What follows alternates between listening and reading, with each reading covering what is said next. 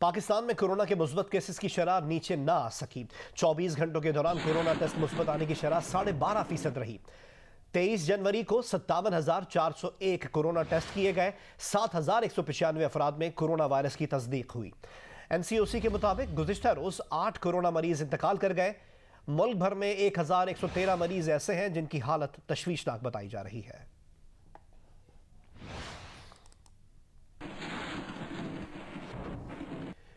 कराची के जिला जनूबी में कोरोना वायरस का फैलाव तेज हो गया है। डिप्टी कमिश्नर साउथ ने 3 सब डिविजन्स में माइक्रो स्मार्ट लॉकडाउन लगा दिया है। DC डिस्ट्रिक्ट साउथ ने 3 सब डिविजन्स गार्डन, सदर और सिविल लाइंस में माइक्रो स्मार्ट लॉकडाउन नाफिज करते हुए नोटिफिकेशन जारी कर दिया है। इन इलाकों में ईदगाह लेन गली नंबर 8 से 11 का इलाका शामिल है। Defence sunset street phase 2, naval Heights, Rumi street, Clifton tower मक्की, मस्जिद मोहम्मदिया, इकबाल लेन एल ब्लॉक, वोटिंग बेसन, खयाबान शाहीन, बदर के एक घर में माइक्रो स्मार्ट लॉकडाउन है। इन इलाकों में रिहायशियों को SOPs पर सख्ती से अमल दरामद की हिदायत जारी की गई है। मजीद तफसीलात से हमें आगाह करेंगे नुमाइंदा जियो न्यूज़ कमर अली।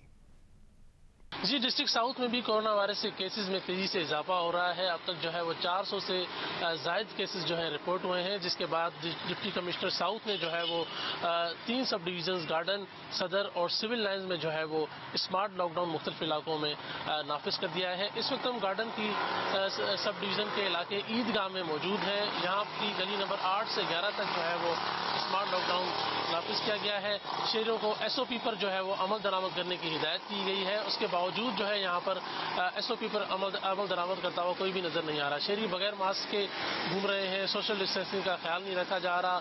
3 से ज्यादा लोगों के जो है वो एक साथ खड़े होने पर पाबंदी है। SOP जो है नाफिज कराने के लिए, इस पर अमल दरामद कराने के लिए इंतजामिया का कोई भी अमला मुतासर इलाकों में मौजूद नहीं है।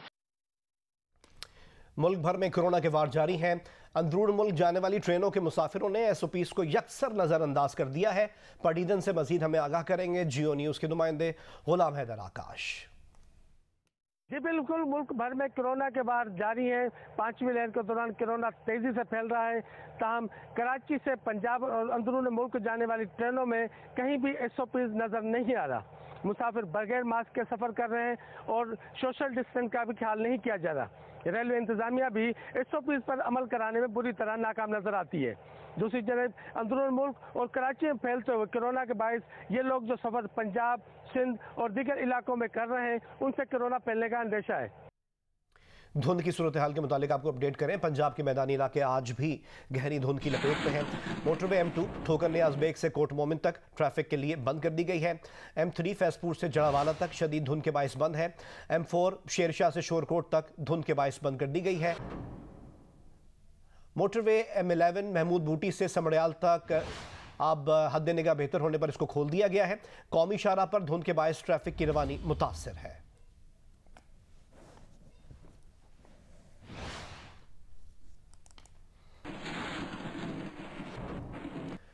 लाहौर और इसके गिरदोनवा में धुंध का सिलसिला बरकरार है। मौसम की मजीद अपडेट हमें देंगे जियो न्यूज़ के नुमाइंदे उस्मान भट्टी।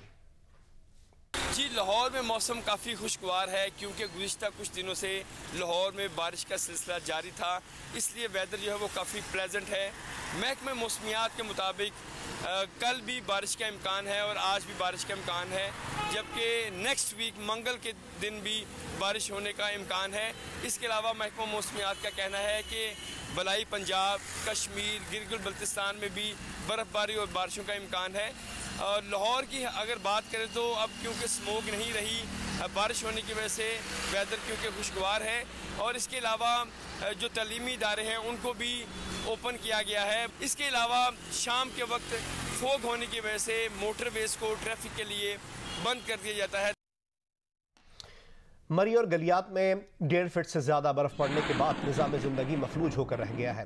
नथिया गली से मरी जाने वाली सड़क बर्फानी तोदे गिरने के बायस 3 मकामात पर बंद हो गई है। सयाहों को रोक दिया गया। उधर बलूचिस्तान के बालाई इलाकों में भी शदीद बर्फबारी हुई। शहरी घरों में महसूर होकर रह गए हैं। लाहौर और पेशावर में बारिश के बाद ठंड में इजाफा हो गया। कराची में सर्दी की हालिया लहर जुमेरात तक जारी रह सकती है।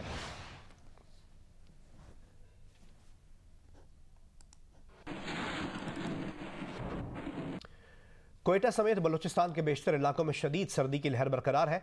ऐसे में गैस प्रेशर न होने से लोगों की मुश्किलात और बढ़ गई हैं। मौसम की सूरत हाल और मसाइल से मुतालिक हमें बताएंगे कोयटा से जियो न्यूज़ के नुमाइंदे सलमान अशरफ। वादी कोयटा की दिनों में मतलब मुकम्मल तौर पर साफ है, ताहम सर्दी की शिदत में इजाफा रिकॉर्ड किया जा रहा है। कोयटा के अलावा अंदरून बलूचिस्तान भी बारिश और बर्फबारी का सिलसिला बंद हो गया है, लेकिन सर्दी की शिदत में इजाफा रिकॉर्ड किया जा रहा है। ऐसे में कोयटा, ज़ियारत, कल्लात और दीगर अजला में सुई गैस प्रेशर में कमी शिकायत की वजह से शहरियों को मुश्किलात का सामना करना पड़ रहा है। बिलखसूस कोयटा के गिरदोनवा में जितने भी एरियाज़ हैं वहाँ पे सुबह और शाम के औकात में चूल्हे बिल्कुल मुकम्मल तौर पर ठंडे पड़े हुए हैं, बिलखसूस सुबह नाश्ता और खाने की तैयारी। इसके अलावा घरों को गर्म रखने में भी मुश्किलात का सामना है। अंदरून सुबह ज़ियारत और कल्लात, वहाँ पर भी सार्फिन इस तमाम सूरत हाल पर सरापा एहतजाज हैं। उन्होंने हुकूमत से मुतालबा किया है कि वो फौरी तौर पर सुई गैस प्रेशर में कमी के मसले को हल करें, सार्फिन को जो मुश्किलात हैं उसमें कुछ कमी वाक़या हो सके। जी, पेशावर में बारिशों के बाद मौसम सर्द और खुश्क और आसमान पर बादल दिखाई नहीं दे रहे। मुल्क के बालाई पहाड़ी इलाकों में बर्फबारी हो रही है। तफसीलात से हमें आगाह करेंगे नुमाइंदा जियो न्यूज़ रसूल दावड़। जी बिल्कुल, पेशावर में भी शदीद बारिशों के बाद इस वक्त देख सकते हैं कि मौसम सर्द खुश्क है और धूप निकली हुई है। महकमे मौसमियात का कहना है कि बारिशों का जो सिलसिला था वो अब इस वक्त थम चुका है। अलबत्ता जो पहाड़ी इलाके हैं उसमें बर्फबारी का सिलसिला जारी है। कहा जा रहा है कि मालम जब्बा में सबसे ज़्यादा बर्फबारी हो रही है। जो रजमक का इलाका था जहाँ पे रोड बंद हुआ था वो इस वक्त उनको खोल दिया गया है, ट्रैफिक के लिए रवा दवा है कि आज वर्किंग डे है, बच्चे स्कूल जा रहे हैं, लोग अपनी जॉब पे जा रहे हैं। मौसम सुहाना है लेकिन बहुत ज़्यादा ठंड है। ठंडे मौसम के बायस लोग जा रहे हैं, किस्म किस्म खाने खा रहे हैं, कोई सरी पाई खा रहे हैं तो कोई हलवा पूड़ी से लुत्फानंदोज हो रहे हैं। खबर शामिल करते हैं जिला कुर्रम से, जहां पारा चिनार में बर्फबारी का सिलसिला तो थम गया है लेकिन सर्दी की शिद्दत बरकरार है। नौजवान और सयाह सर्दी के परवाह किए बगैर सयाहती मकामात का रुख कर रहे हैं। मजीद बताएंगे नुमाइंदा जियो न्यूज़ अली अफजल अफजाल। कबाली ज़िले पारा चिनार में बर्फबारी का सिलसिला थम गया है, ताहम इलाके में सर्दी की शिदत बरकरार है। इसके बावजूद जवान खुसूसन सयाह पारा चिनार की दिलकश नज़ारों को देखने के लिए सियाहती मकामात का रुख कर रहे हैं और ज़िला कुर्रम के दिलदोज़ मनाजिर को कैमरे के आंख से महफूज कर रहे हैं। नौजवान सियाहती मकामात में चटपटे खाने तैयार करके फुर्सत के लम्हात गुजारते हैं और नौजवान बर्फ़ के गोले एक दूसरे पर फेंक कर बर्फ़ से लुत्फ़अंदोज़ हो रहे हैं। ज़िला कुर्रम में सियाहती मकामात में लोगों का रश लगा हुआ है, ताहम शहरी और सियाहती मकामात में सहूलियात की कमी की शिकायत कर रहे हैं। गिलगित बल्तिस्तान के मौसम के मुतालिक आपको अपडेट करें, जहां अस्तोर में गुज़िश्ता रोज़ से वक्फे के साथ हो रही बर्फबारी से सर्दी की लहर में मजीद इजाफा हो गया है। बर्फबारी ने अवामी मसाइल और मुश्किलात में भी इजाफा कर दिया है। अक्सर बालाई इलाकों की राब्ता सड़कों को बहाल कर दिया गया है। मजीद बताएंगे नुमाइंदा जियो न्यूज़ रफ़ीउल्लाह खान आफरीदी। ज़िला अस्तोर में एक मरतबा फिर से गुज़िश्ता रोज़ से बर्फबारी का जो सिलसिला है वो वक्फे के साथ जारी है, जिसकी वजह से ज़िले के अंदर जो है खून को जमा देने वाली जो सर्दी है उसमें मज़ीद इजाफा हो चुका है, जबकि इस वक्त भी एक बस्ता हवाओं का राज है। तो यहाँ पे अस्तोर के जो बलाई इलाके हैं उनका जो ज़मीनी राब्ता जो है वो सूबाई हुकूमत ख़ासकर वज़ीर-ए-आला गिलगित बल्तिस्तान खालिद खुर्शीद के अहकामात की रोशनी में पहली मरतबा जनवरी में ऐसा हुआ है कि उनका जो ज़मीनी राब्ता है वो अस्तोर शहर से बहाल हो चुका है। जिला हरनाई को कोयटा और दीगर शिमाली अजला से मिलाने वाली शाहराह बारिशों और सैलाब से टूट फूट का शिकार है। कई मकामात पर पानी के मुंह जोर रेलों में सड़क ही बह गई है। मजीद हमें आगाह करेंगे नूर जमान अचकज़ई। जी, ये वो शाहराह है जो कि ज़िला हरनाई जो कि दूर अफ्तादा ज़िला बलूचिस्तान का, जो कि कोयले से मालामाल ज़िला है, को लिंक करता है कोयटा से, ज़ियारत से और शुमाली बलूचिस्तान से। 2020 में इसका इफ्तिताह हुआ था, वज़ीर आज़म इमरान खान ने इसका इफ्तिताह किया था, लेकिन इस वक्त तक इस शाहराह पे बहुत कम काम शुरू हो सका है। कहीं के हमें बिल्डोज़र नज़र आ रहे हैं जिस पर काम हो रहा है। कुछ पिछले दिनों जब सैलाबी पानी आया था इस इलाके में, ज़िला हरनाई का ये जो अहम कोम इशारा है, ये बह गया है पुल और ये काजिबा बह गया। आप देख सकते हैं कि ये पक्की सड़क जो है बिल्कुल इसका नाम निशान तक अब नहीं है। गाड़ियाँ रिंग रिंग कर चलती है और रात के औकात में इंतहाई तकलीफदेह सफ़र होता है। ख़ासकर जो कोयले के बड़े ट्रक जो इधर से गुजरते हैं तो उसको सख्त मुश्किलात का सामना करना पड़ता है। और अब आपको बताएं कि हुकूमत सिंध ने माहीगीरी और समंदर पर नहाने पर पाबंदी आयद कर दी है। महकमा दाखिला सिंध की जानिब से जारी नोटिफिकेशन के मुताबिक ये फैसला साहिल पर तफरी और समंदर में शिकार पर जाने वालों के लिए बढ़ते खतरात के वजह से किया गया है। पाबंदी का इतलाक 7 रोज़ के लिए है। महकमा दाखिला सिंध ने दफ़ा 144 के नफाज का नोटिफिकेशन जारी किया।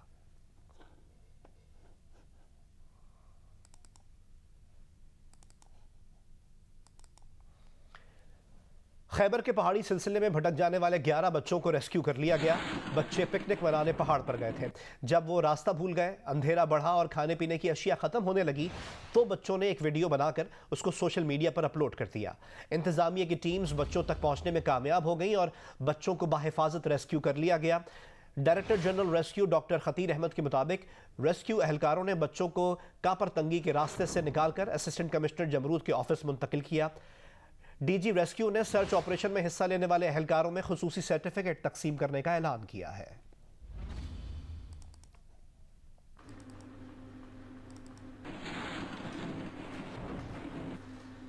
केटी बंदर के करीब गहरे समंदर में 3 कश्तियां उलटने के बायस लापता 9 माहीगीरों की तलाश के लिए सर्च एंड रेस्क्यू ऑपरेशन आज दूसरे रोज भी जारी है। पाकिस्तान फिशर फोक फोरम के मुताबिक तेज तूफानी हवाओं के बायस हजामड़ू क्रीक और कायर क्रीक के मकाम पर 3 कश्तियां उलट गई थी और 46 माहीगीर लापता हो गए थे। अब तक 4 माहीगीरों की लाशें निकाल ली गई हैं। गुज़िश्ता रोज माहीगीरों की तलाश के लिए नेवी की रेस्क्यू टीमों ने सर्च ऑपरेशन शुरू किया जो आज भी जारी है। Search operation and rescue operation में 2 हेलीकॉप्टर, 4 हैवी बोट्स, 2 शिप, 200 पाक नेवी के जवान और गोताखोर शामिल हैं। पाकिस्तान पीपल्स पार्टी के तहत आज मुल्क भर में डिविजनल सतह पर किसान ट्रैक्टर ट्रॉली मार्च होगा। Chairman People's Party Bilawal Bhutto Zardari Hyderabad में रैलीज के शुरका से खिताब करेंगे। पाकिस्तान पीपल्स पार्टी के चेयरमैन बिलावल भुट्टो जरदारी की हिदायत पर आज मुल्क भर में डिविजनल सतह पर पीपल्स पार्टी की जानिब से किसान ट्रैक्टर ट्रॉली मार्च होगा। मुख्तलिफ शहरों में निकाले जाने वाली रैलियां और इज्तिमा से पीपल्स पार्टी के मुकामी रहनुमा खिताब करेंगे। Chairman People's Party Bilawal Bhutto Zardari Hyderabad में फतेह चौक पर मुजाहिरीन से खिताब करेंगे।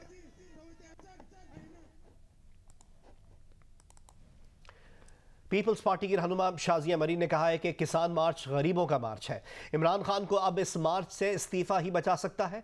हैदराबाद में सहाफ़ियों से गुफ्तगू में कहा कि वज़ीर आज़म इलेक्टेड होता तो वह हाथ जोड़कर अपना इस्तीफा देता और कहता कि इससे मुल्क नहीं चल रहा। कल जो किसान मार्च होगी इंशाअल्लाह ताला ये उन गरीबों की मार्च है, उन माओं की बदुआएं हैं जिससे अब इमरान खान को सिर्फ माफी बचा सकती है और इस्तीफा बचा सकता है। कोई इलेक्टेड बंदा होता तो वो हाथ जोड़ता, अपना इस्तीफा टेबल पे रखता और कहता मुझसे ये मुल्क नहीं चल रहा। लेकिन चूंकि ये शख्स सिलेक्टेड है तो इसीलिए हम ये मानते हैं कि इसके पीछे वाकई कोई सिलेक्टर है और अगर ये सच नहीं है तो फिर मेरा ख्याल है कि इस्लामाबाद तक जो हम जा रहे हैं वो हम इसका इस्तीफा लेकर ही आएंगे। वज़ीर आज़म इमरान खान ने नवाज शरीफ को ललकारते हुए कहा है कि कल के आते आज पाकिस्तान आ जाओ। वो इंतज़ार में बैठे हैं। बड़ी बातें हो रही हैं कि डील हो गई, आज आ जाएगा, कल आ जाएगा, लेकिन वो वापस नहीं आएगा। सारा टब्बर बाहर भागा हुआ है। कोई पोलो खेल रहा है, कोई महंगी गाड़ियों में घूम रहा है। 3 बार वज़ीर आज़म रहने वाला कहता है कि उसके बेटे पाकिस्तानी नहीं। वज़ीर आज़म ने कहा कि उनकी हुकूमत ये मुद्दत भी और अगली मुद्दत भी पूरी करेगी। वज़ीर आज़म ने मज़ीद कहा कि ऑपोजिशन को ख़बरदार करना चाहता हूँ, अगर वो हुकूमत से बाहर निकल गए तो उनके लिए ज़्यादा ख़तरनाक होंगे। अभी तक तो वो चुप करके ऑफिस में बैठे होते हैं और तमाशे देख रहे होते हैं। वो सड़कों पर निकल आए तो ऑपोजिशन के लिए छुपने की जगह नहीं रहेगी। वज़ीर आज़म इमरान खान को जवाब देते हुए मरीम नवाज ने कहा है कि इमरान खान साहब, अब रोने धोने और ड्रामा करने का कोई फ़ायदा नहीं। सामान उठाएं और चलते बने। जितनी देर आप इक़्तिदार से चिपके रहेंगे, अपनी आवाम की मुश्किलात मज़ीद बढ़ने का बायस बनेंगे। मरीम नवाज का यह भी कहना था कि आप इबरतनाक शिकस्त खा चुके हैं। आपकी धमकियां कि इक़्तिदार से निकाला गया तो मज़ीद ख़तरनाक हो जाऊंगा, गीदड़ भभकियों के सिवा कुछ नहीं। जिस दिन आप इक़्तिदार से निकले, अवाम शुक्राने के नफिल पढ़ेंगे। मरीम नवाज ने मजीद कहा कि ना आप नवाज शरीफ हैं जिसके पीछे अवाम खड़े थे, और ना आप बेचारे या मजलूम हैं। आप साजिशी हैं और मकाफात अमल का शिकार हुए हैं। हुकूमत में 4 साल हो गए, लेकिन अब भी रोना धोना मचा रहे हैं। जिन कार्टल्स की आप शिकायत कर रहे हैं वो आपके दाएं बाएं मौजूद हैं।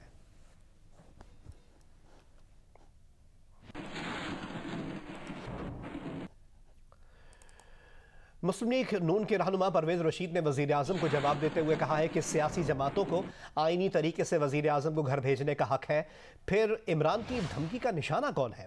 परवेज रशीद ने कहा कि क्या आपकी धमकी उन हाथ वालों के लिए है जो बकौल वज़ीर दाखिला खान के सर पर है? जिसकी भी थाली में खाया उसी में छेद किया, यह है इमरानी सियासत।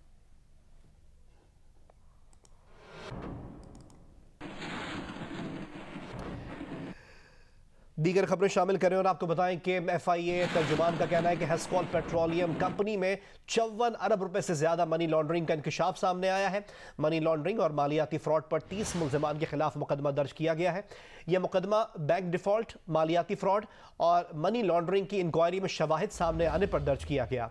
मुकदमे में कौमी बैंक के 2 साबिक सुदूर और हाजिर अफसरान को शामिल किया गया है। एक मुलजिम को गिरफ्तार किया गया। दीगर की गिरफ्तारी के लिए छापे मारे जा रहे हैं। FIA तर्जुमान ने यह भी बताया कि मुलजिमान ने मिली भगत से कौमी मालियाती इदारे से अरबों रुपए कर्जा लिया। रकम को मालियाती फ्रॉड के जरिए मनी लॉन्ड्रिंग के लिए इस्तेमाल किया गया।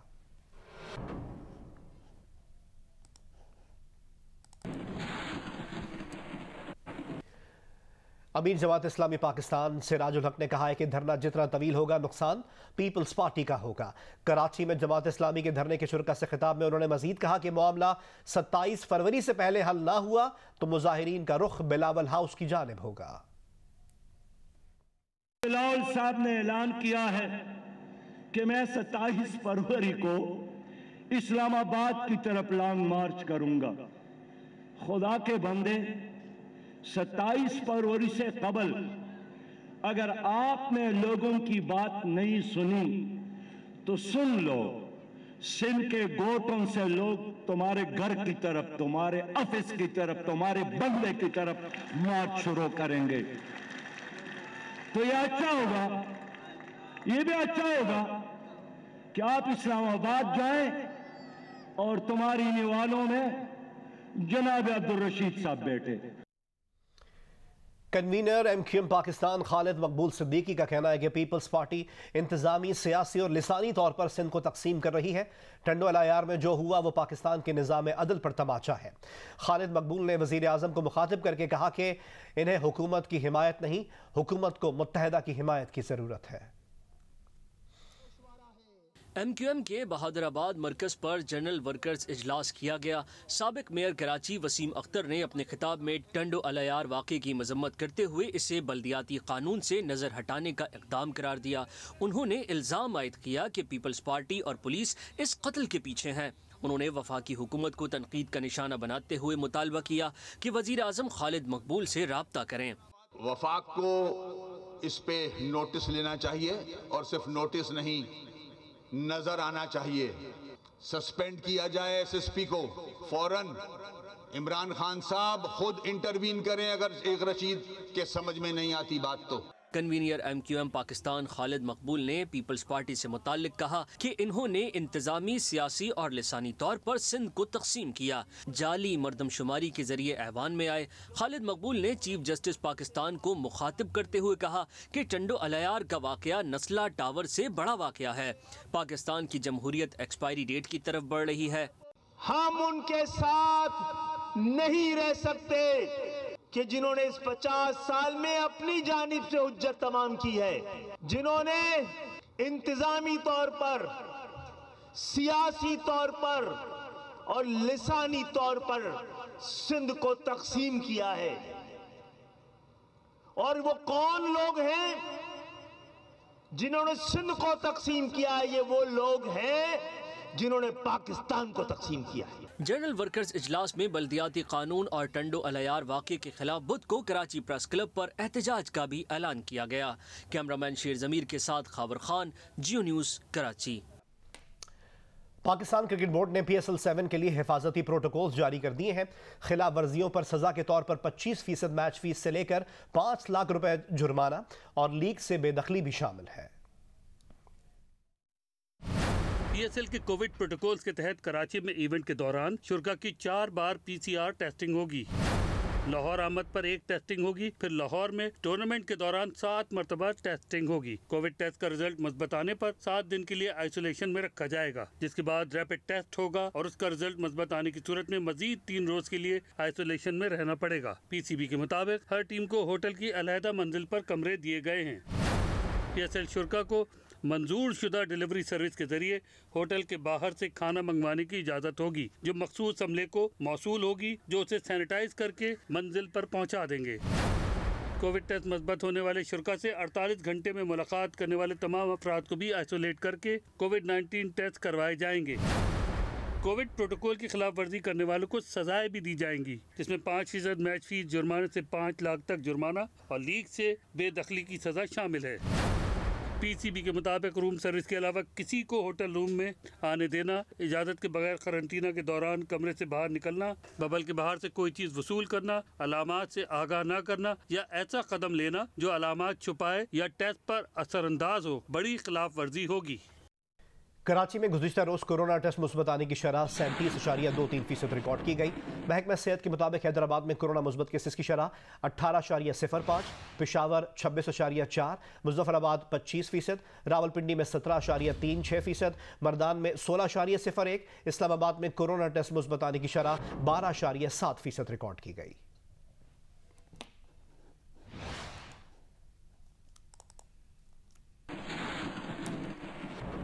सूबा बलोचिस्तान में तालीम का शोबा तरक्की करने के बजाय इन्हितात का शिकार है।